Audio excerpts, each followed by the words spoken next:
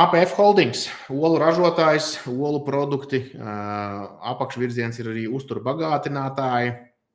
APF Holdings biržā startēja 2023. gadā, šobrīd tam tirgus kapitalizācija ir 28 miljoni eiro, un apgrozījums nedēļā apmēram 4,9 tūkstoši eiro. Tātad apgrozījums ir gana neliels un jābūt ļoti, ļoti uzmanīgiem ar jebkādu darījumu veikšanu. Tas nenozīmē, ka es gribu kādu atturēt. Ja?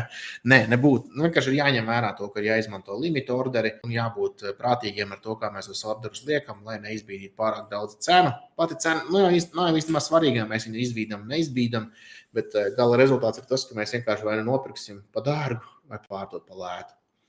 Pastīties uz rādītājiem mēs nevaram, tāpēc, ka pēdējos 12 mēnešos peļņa nav, un arī dividendes nav maksāts pēdējos 12 mēnešos, jo uzņēmums investē savā attīstībā. Pozitīvā ziņa ir tas, ka šī gada pirmajā pusgadā bija peļņa 1,72 miljonu eiro apmērā.